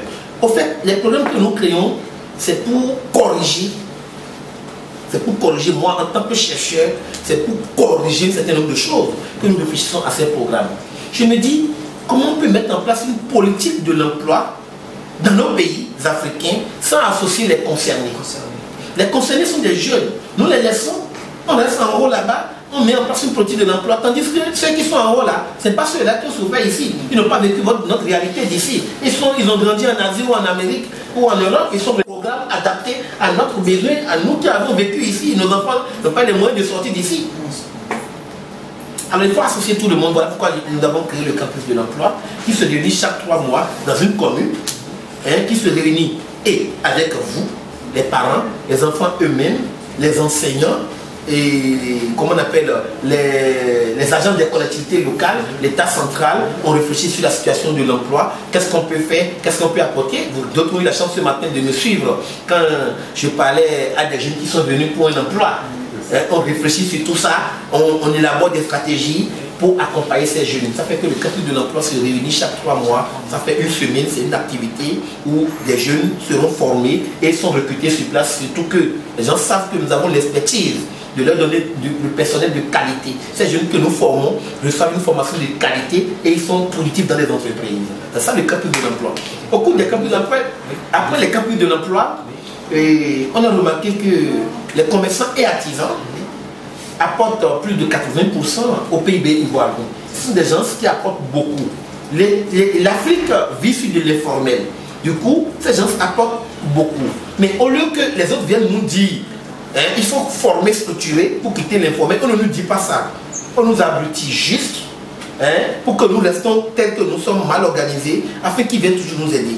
Alors, nous avons compris par le programme de renforcement des capacités des commerçants et artisans qu'il est important aujourd'hui de former ces commerçants et ces artisans, parce que malgré qu'ils sont dans l'informel, ils apportent plus à l'État. Et s'ils n'étaient pas dans l'informel, on n'aura plus besoin d'aide. C'est-à-dire, je suis dans l'informel, je ne sais rien faire selon les gens, mais c'est moi qui apporte beaucoup à l'État. Mais le jour que je saurais faire, on ne va plus demander d'aide. C'est à ça que j'ai pensé, j'ai dit, les commerçants et artisans de la Côte d'Ivoire et de l'espace UEMOA, il faut qu'on commence à les former en un premier temps. Il faut, après la formation, qu'on les diagnostique, qu'on voit quel est leur problème. Il faut qu'on les organise, il faut qu'on les structure et il faut maintenant qu'on les aide à quitter l'informel pour le formel. C'est ça le programme de renforcement des capacités des commerçants et artisans. Alors, ce qui m'intéresse quand même dans ce programme, vous apprenez aux commerçants et artisans d'avoir leur salaire et de préparer leur retraite. Expliquez-moi. Oui, aujourd'hui, le commerçant ne sait pas qu'il doit vivre de ce qu'il fait. Le commerçant pense qu'il doit être en train de demander des aides partout. C'est parce que le commerçant n'arrive pas à identifier de son activité son salaire. Le salaire, tu dois pouvoir vivre en fonction de tes moyens. Mais nous vivons au-dessus de nos moyens. Le commerçant, dès qu'il sort, et c'est pas peut-être sur le placard des commerçants ou des artisans, dès qu'il sort, il voit quelque chose, il va acheter. Dès qu'il bouge, il voit quelque chose d'autre, il va acheter. Il sait pas, avant d'acheter quelque chose, fais-nous un plan. Il faut projeter d'abord l'achat. Il ne le fait pas. Alors quand on leur apprend cela, on leur demande maintenant d'identifier leur salaire. Si tu étais dans une maison de 100 000, on peut te demander de revenir louer une maison de 20 000. Pour d'abord commencer par là, afin de revenir à 100 000. C'est d'abord le système. Il faut faire une réforme. Il faut d'abord casser nos rythmes, nos comportements que nous avons qui ne reflètent pas ce que nous devons être, avant de nous renvoyer maintenant. C'est comme ça, c'est par là va commencer le développement. C'est par là doit commencer le renforcement de nos États africains. Alors, c'est ce qu'on fait avec eux. On essaie de leur dire que si tu gagnes 20 000 francs par jour, c'est le gain. Est-ce que tu dois utiliser les 20 000 francs par jour si tu veux vraiment devenir un grand? Non. Il faut diviser les 20 000 francs par 5. Par 5. C'est les 1/5 qui constitue ton salaire. Ok? 1/5 qu'on va constituer la retraite. Parce que tel que le doyen est, il y a 20 ans, il n'était pas comme ça. Et dans 20 ans, il ne sera plus comme ça. Vous comprenez un peu? S'il avait la force de soulever cette table aujourd'hui, il ne pourra pas le soulever dans 20 ans. Donc plus nous évoluons, plus nous nous affaiblissons. Mais aujourd'hui, nous ne comprenons pas ça. Je vais vous donner un exemple. Quelqu'un qui dit c'est mon anniversaire. Tu es pauvre. Mais c'est toi qui dis aujourd'hui je fête mon anniversaire. Comment je peux fêter ma mort? Comment je peux fêter ma mort? L'anniversaire c'est quoi? Tu vieillis. Tu prends de l'âge. Tu es conscient que tu es conscient que, c'est-à-dire, quand on dit un anniversaire là, c'est que ton âge évolue. Voilà. Si ton âge évolue, c'est que tu fais un pas vers la fin. Voilà. Ça veut dire que tu vas vers la mort. Et tu vas fêter, et danser, chauffer. Tandis que le blanc, tu ne vas jamais voir le blanc faire ça. Allez, ceux qui vont sur les Facebook, les réseaux sociaux là, montrez-moi, dans une vidéo, vous avez vu un blanc qui fêter un anniversaire. Je vous dis la vérité, il faut me montrer ça, vous n'allez pas voir. Tandis que vous allez voir, quand vous tapez anniversaire sur Facebook, là, vous allez voir tellement de mots. Tout ce que vous allez voir, peut-être c'est l'Afrique. C'est les Africains. Le blanc dit, moi je ne veux pas venir fêter quand je sais qu'ils sont en train de mourir. Le blanc dit, le jour de mon anniversaire, c'est vérifier si j'ai déjà construit 3 maisons. Parce que j'ai 3 enfants. Parce que ces enfants-là, j'ai déjà prévu quelque chose pour eux, au cas où. C'est ce que le blanc, comme ça le blanc réfléchit. Est-ce que j'ai réussi déjà quelque chose dans ma vie? Lui, quand il n'a pas réussi ça, lui, de son anniversaire, il pleure. Quand tu fêtes, et quand tu fêtes, tu trouves comme argument, je vais rendre grâce à Dieu aujourd'hui, jour de mon anniversaire. C'est bête, excusez-moi, invitez-moi. Tu es grâce à Dieu parce que c'est ton anniversaire. Mais ce que Dieu t'a envoyé faire sur la terre, est-ce que tu l'as déjà fait? Tu ne demandes plus si Dieu est content ou il est. C'est ton camarade. Tu ne cherches pas à voir son humeur et toi tu fêtes. Tu lui imposes toi ton humeur. Dieu n'est pas ton camarade. Donc, c'est un exemple. C'est Il y a tellement de choses que nous n'avons pas en Afrique, que les Africains n'ont pas, et qu'il faut aujourd'hui apporter aux commerçants et artisans parce que c'est la plus grande couche. C'est ceux-là seulement qui peuvent faire décoller l'Afrique. Parce que ce sont des ingénieurs. Imaginez le couturier, tu lui remets pagne. Et il arrive à couper, prendre ton mesure, te façonner ça à ta taille. C'est un génie. Quel chef d'État aujourd'hui va sortir dans la rue si ce n'est pas les artisans? C'est quelqu'un qui fabrique sa chaussure, c'est un artisan. Celui qui fabrique son aliment, c'est un artisan. Celui qui le coiffe, c'est un coiffeur, c'est un artisan. Mais c'est la couche que vous abandonnez. Vous laissez pour compte. Ils n'ont pas de retraite, ils ne peuvent pas de sanitaire, ils ne peuvent pas, ils tombent malades, ils vont mourir dans leur maison. On ne sait même pas qu'ils sont morts. Tandis que lui qui est député, ministre, directeur de société là-bas, dès qu'il tombe là, on voit le monde entier là-bas, on dit qu'il est mort. Mais ceux-là qui donnent l'argent pour ceux-là, soit les patrons, eux là on les laisse. Alors il faut organiser ces couches, il faut les former, leur donner les moyens. Vous imaginez dans les banques, quand on dit que tu es commerçant en Côte d'Ivoire, on ne te donne pas les prêts. Mais dis seulement que tu es député, ministre, on court même pour venir te donner l'argent. Mais il faut que les banques commencent à donner des prêts à ces commerçants s'il le faut. Même si je dis que je ne suis pas d'accord pour les aides, mais s'il faut même prendre une fois pour décoller, il faut les prendre la seule fois là pour décoller. Donc voilà pourquoi le programme PADZAC, le programme d'appui à la défense des salaires des artisans et commerçants, et qui nous permet aujourd'hui que chaque artisan continue aussi à la seule pièce. Pour avoir sa retraite. Parce que dès que tu commences à vieillir, tu n'as plus la force de faire les choses comme tu le faisais. Il faut que tu vives. La retraite se prépare dès aujourd'hui. Depuis que le jour que tu commences à travailler, il faut que tu commences à préparer ta retraite. Ce n'est pas à la fin que tu vas commencer à réfléchir à qu'est-ce que je vais faire maintenant. Voilà que je suis devenu vieux. Et je me demande quelque chose. Quel est un élève que vous faites, toi? Et tu vas ton enfant à l'école, l'enfant qu'on grandit, Dieu a fait, il a trouvé un boulot, et toi tu l'appelles pour qu'il vienne te nourrir. Et tu as l'audace, tu as le courage même de dire, je t'ai fait là, tu dois me faire. C'est écrit où? Il y a... Dans la Bible. Non, je ne veux pas revenir dans la Bible. Bon, attendez d'abord, je vais revenir sur ça. Là où je dis c'est écrit où, là je te dis. Oui. Moi je dis c'est écrit où. Oui. Quelle loi? Il y a quelle loi dans le monde entier du droit des parents? Vous avez vu ça? Oui, il y a quand même le code des besoins de la famille quand même qui prévoit que les enfants doivent prendre soin de leurs parents. Ah, donc quand on dit de prendre soin de toi là, donc on doit venir te donner l'argent. C'est ce qu'il a écrit. Prends soin là. Tu es déjà vieux, toi quelqu'un t'aide quand même. C'est bon. De nourrir, d'habiller, garantir également. Est-ce que c'est écrit qu'on doit te nourrir dans le code de famille? Donne-moi l'article, monsieur le journaliste. On dit prends soin. Est-ce que ça veut dire qu'on doit te nourrir? Donc moi j'ai laissé ma femme et mes enfants, ceux-là que j'ai fait venir dans ma vie, ils n'ont pas voulu venir. J'ai couru derrière la dame. Et chérie, je t'aime. Chérie, je veux de toi. Et elle a refusé, j'ai forcé jusqu'à elle a accepté.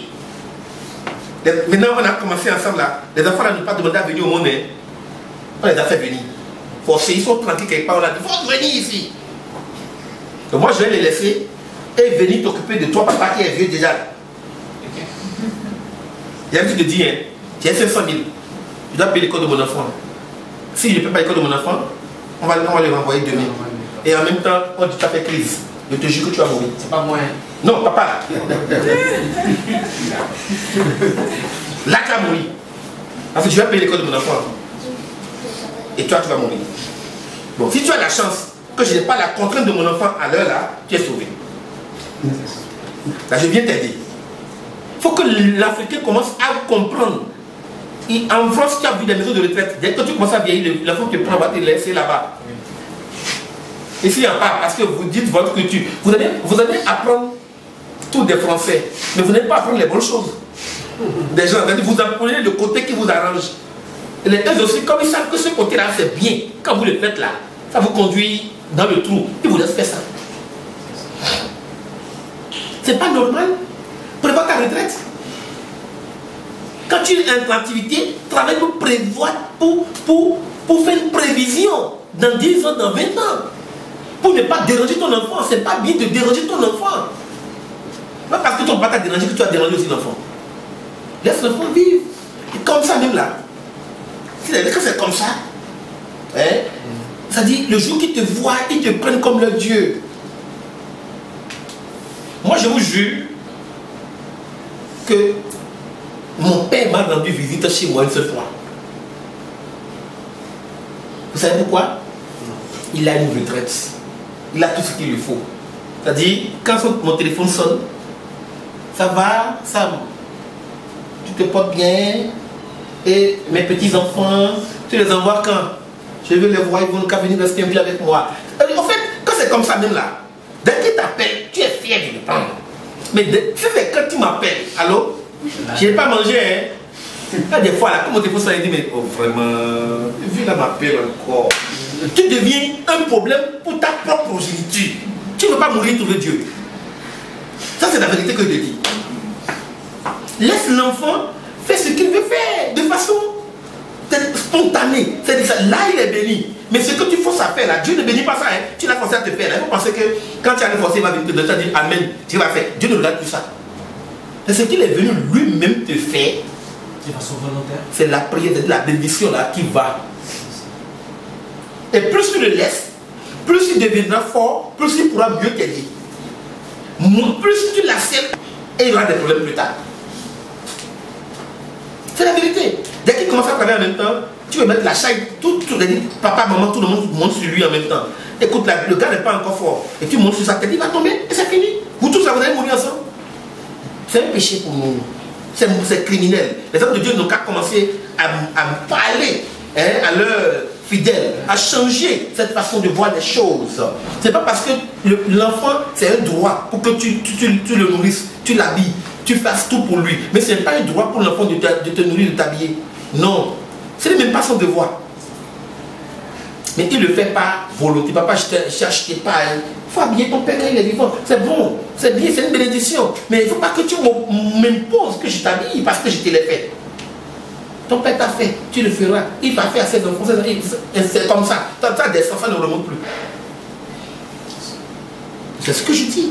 Je suis aujourd'hui commerçant, artisan que vous êtes. Il faut d'abord que vous travaillez vous-même pour préparer votre retraite. Sinon, à un moment donné, ton enfant va t'appeler sorcier. Dès que tu lui rends visite tout le temps, parce que dans ton cœur, tu n'es pas content, tu viens.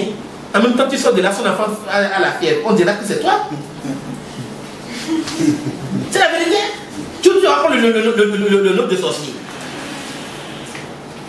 Des fois, même là, tu es malade à l'hôpital, tu n'as pas d'argent, c'est lui qui doit faire. La fille est mariée, elle doit aller rester avec toi à l'hôpital. En plus de rester avec toi, de sacrifier son temps pour aller rester à côté de toi, elle doit être en train de dépenser de l'argent. Elle est en train de dépenser de l'argent, de sortir de l'argent, de sortir de l'argent. À un moment donné, quand elle va prier, elle va s'agenouiller devant Dieu. Sa prière, c'est que tu décèdes.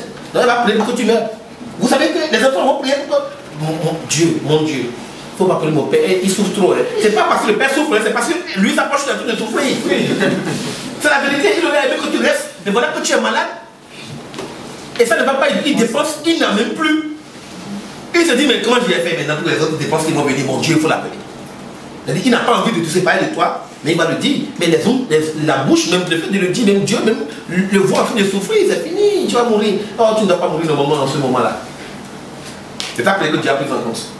Voilà pour éviter tout ça à l'avenir que nous avons créé le programme de renforcement des capacités des commerçants et artisans et qui en même temps a plusieurs sous-programmes, c'est-à-dire le programme d'appui à la gestion des salaires et en même temps la rentrée sans stress et les fêtes sans stress. Ce programme-là, qu'est-ce que cela contient? La rentrée sans stress, c'est pour éviter que les commerçants et artisans ne touchent à leur capital. On a prévu tout ce qu'il faut pour eux dans un panel pour leur permettre de venir vers nous. À la rentrée, tu donnes le nom de l'école de ton enfant, tout ce qui concerne l'enfant, nous on paye et tu as un temps, tu payes un peu jusqu'à la fin de l'année, tu reviens encore l'année prochaine et ça te permet de tout toucher à ton capital, de grandir normalement, de devenir solide. Alors, le programme 1000 former 1000 insérés. Chaque année, nous prenons des enfants, nous ouvrons cela à des collectivités locales, nous les prenons et nous les formons, nous les accompagnons et les 1000 doivent être insérés avant une autre année. C'est ça. Alors, tout à l'heure, vous parlez de la rentrée sans stress. Aussi, la fête sans stress. Hein? Oui. Alors, oui. Les parents veulent comprendre. Ce programme-là, c'est vrai que bon, il faut donner le nom de l'école de ton enfant et tout. Mais qu'est-ce que cela contient? C'est-à-dire, comment est-ce que les parents peuvent bénéficier? Juste quand tu t'inscris déjà au programme de renforcement des capacités des commerçants et artisans, oui. C'est automatique. C'est automatique. Dès que tu as des enfants, tu nous envoies la liste des enfants pendant les vacances, c'est-à-dire actuellement, et le programme se charge d'étudier le dossier, d'envoyer à notre banque partenaire. Nous ne sommes pas banque, mais comme nous avons des programmes spécifiques, nous accompagnons ces banques à recouvrir leur argent qu'ils donnent. On a rétabli la crise de confiance entre les commerçants et ces banques. Ils nous font confiance et ils vont mettre l'argent à la disposition de l'école. On ne te donne pas l'argent dans la main, mais on remet à l'école et toi tu n'as qu'à rembourser. Sur un an. C'est-à-dire avant une autre rentrée, il faut que tu finisses déjà.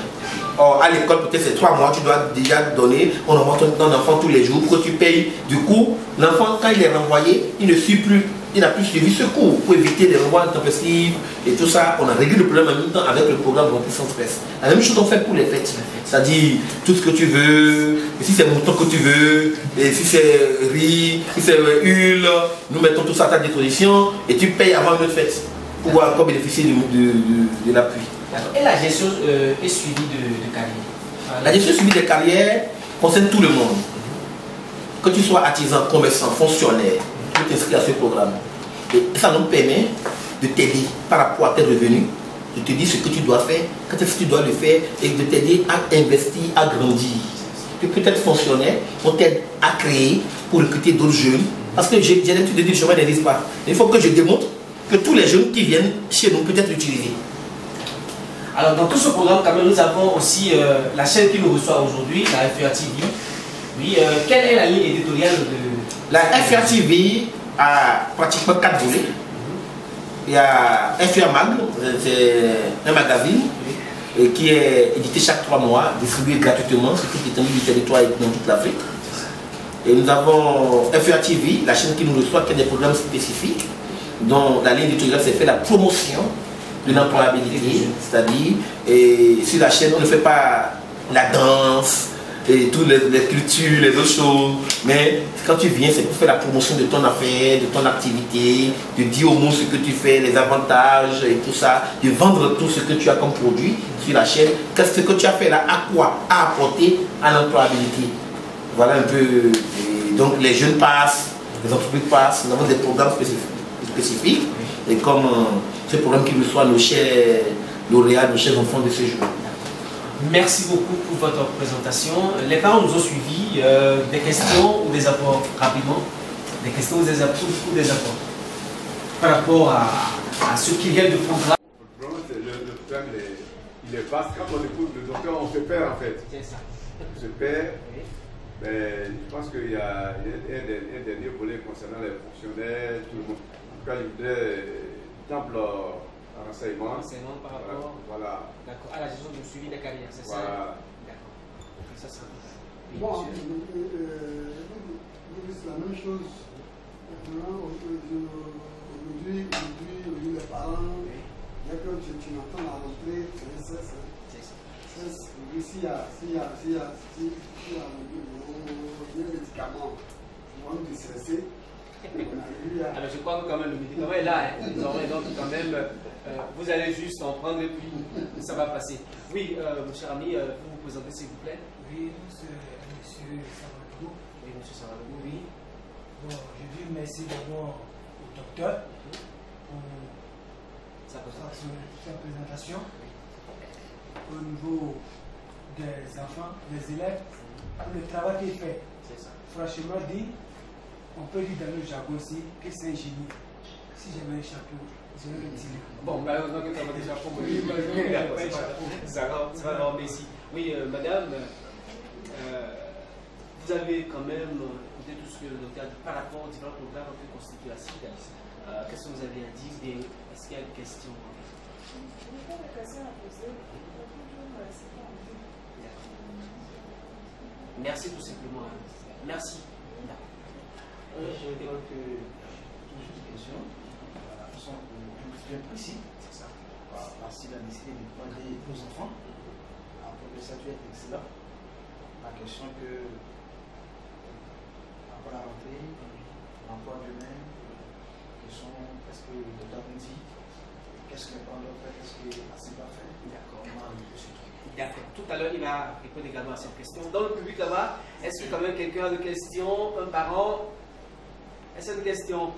Des parents là-bas. Je pense qu'ils ont presque tout dit.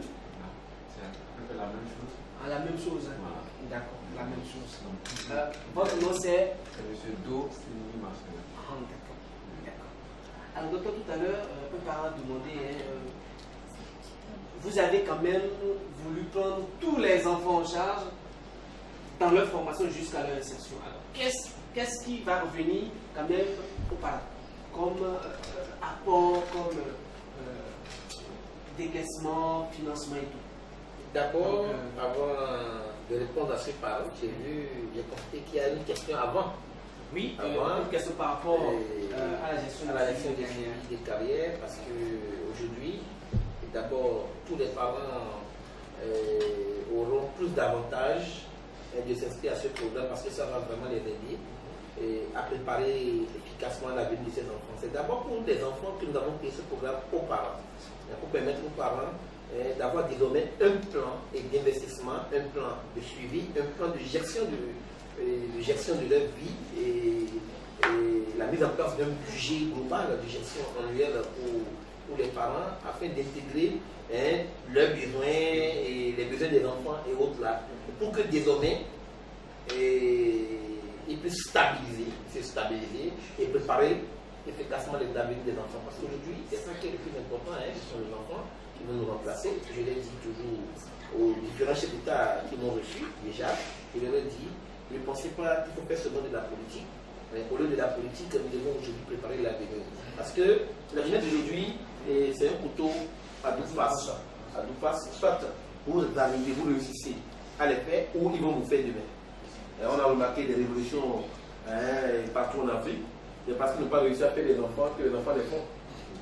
Ok? Il ne faut pas que cela nous arrive. Il faut que nous prenions conscience de ce qui se passe ailleurs et que nous essayons aujourd'hui de remédier, de nous écouter, nous qui avions accepté de nous sacrifier pour apporter un de plus à voilà, la population en général.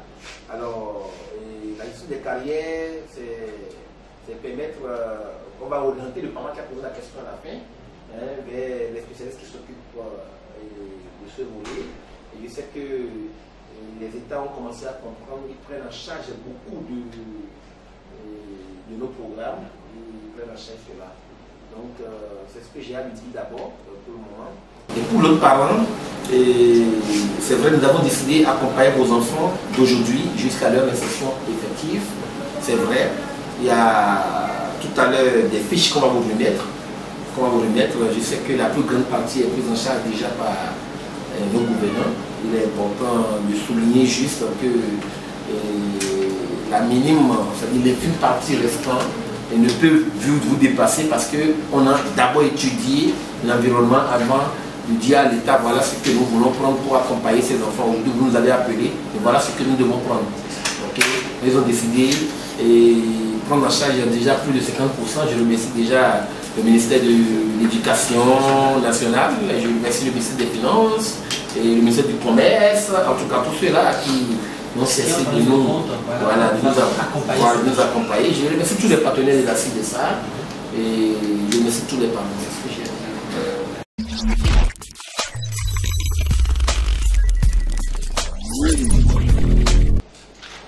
Merci d'être toujours à l'écoute. Nous sommes actuellement avec la Miss et le Mister que la dernière fois nous avons élu à Songo. C'était dans le collège moderne de Songo. Mon cher ami, redresse-toi. Alors vous allez vous présenter, oui, mademoiselle, présentez-vous s'il vous plaît. Parle un peu plus fort. Oui. D'accord. Tu as quelle moyenne pour le deuxième trimestre? 15 de moyenne. D'accord. Je suis en classe de 6e. 6e? Oui. 6e, oui. En deuxième, j'ai obtenu la moyenne de 6,46. 16,46. Ah! Sinon, si c'est 6, on va te renvoyer de la salle parce que nous voulons quand même les exercices. Oui, mademoiselle. Ça, votre moyenne? Deuxième, 14. 14,11. Oui, mademoiselle.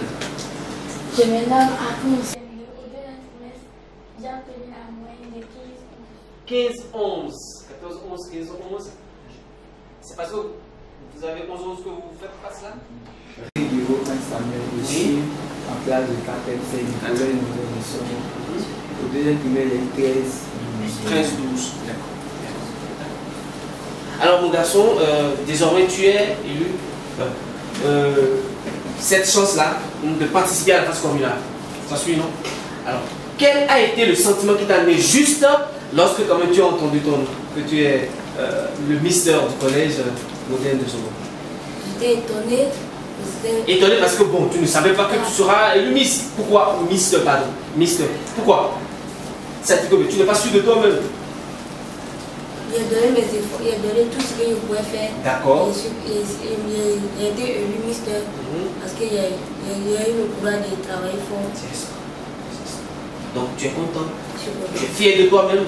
Tu es fier de ton travail. Oui, Miss. Même chose. Alors quel a été le sentiment qui t'a amené juste après? Tu étais heureuse. Point.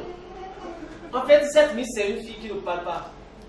Or, lorsque tu es ambassadrice, tu dois être en mesure de parler, défendre quand même tes intérêts, défendre les intérêts également de tes camarades. Tu le comprends? Il faut parler maintenant. Parle. Parce que, lorsqu'on parle, tu es ambassadrice, tu parles et tu regardes la caméra. D'accord? Allez, je t'écoute. Quel était le sentiment qui t'a animé? J'étais contente d'avoir été élue par les camarades et par tous les jurys qui étaient. Ça. Donc tu étais sûrement heureuse. Alors, comment est-ce que toi tu travailles? D'abord, je respecte les professeurs et les parents. Donc d'abord, le respect. Oui.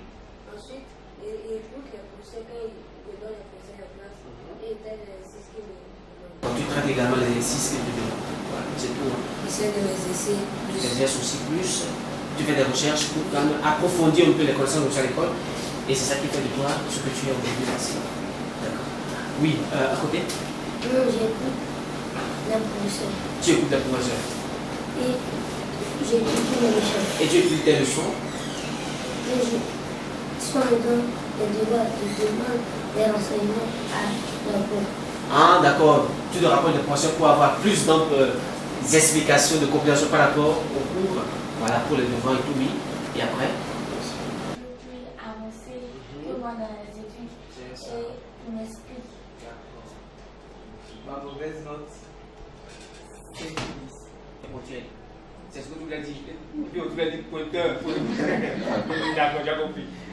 Donc, tu respectes tes parents. Donc, tout ce qu'ils disent, tu es sûr que tu le fais. Tout. Dans ma là, papa est là. On va se rapprocher de Louis Mendel pour savoir. Hein. C'est qui ton papa? C'est moi.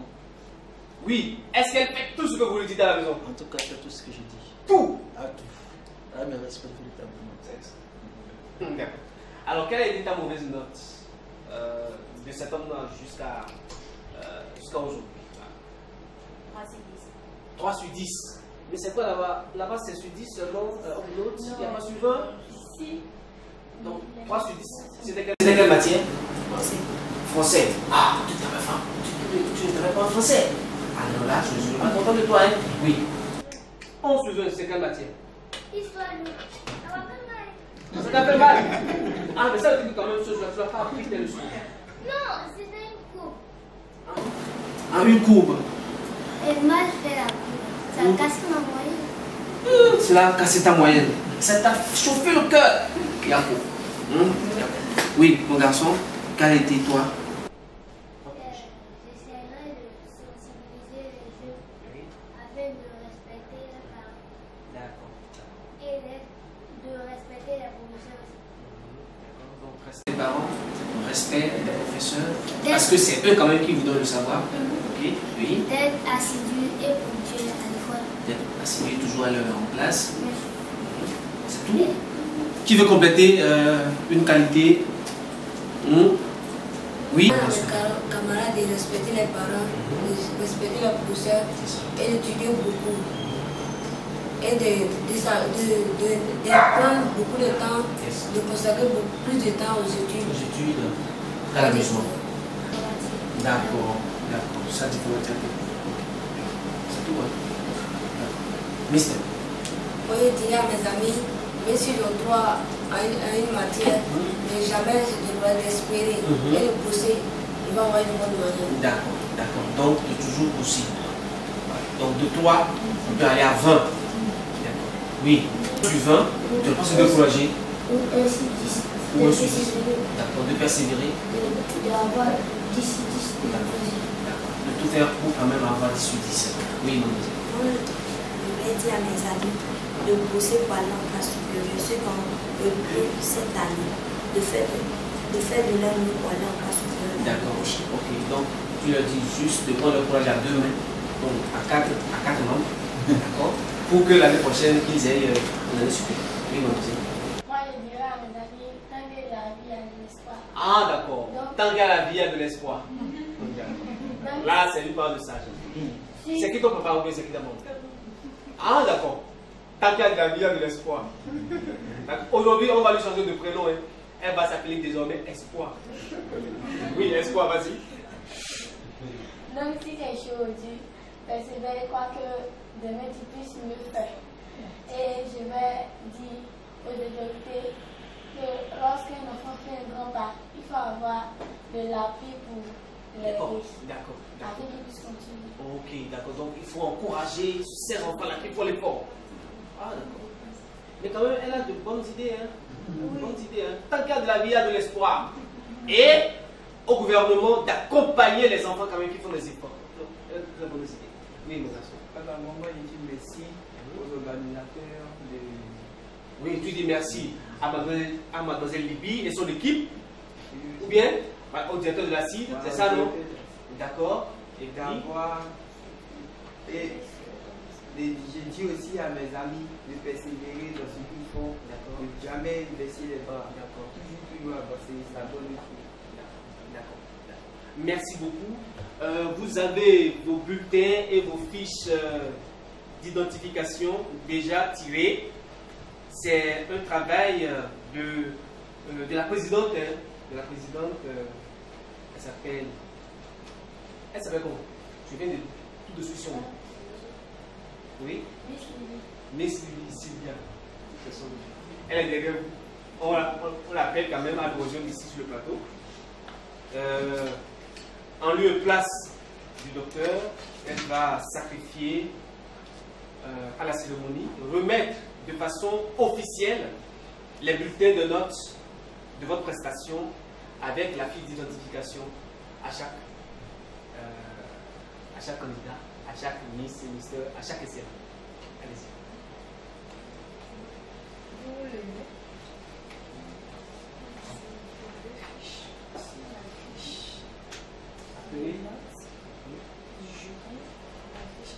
C'est Degré Jomo Ange Samuel.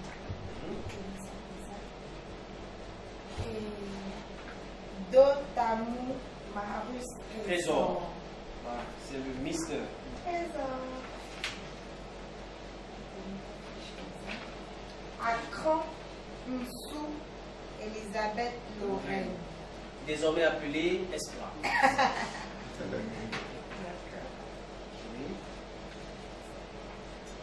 Merci, Miss Lily. Kono Sarayo. La Miss. Alias? Non. Tobat. C'est D'accord. D'accord. Saradogo Indraogo. C'est bon.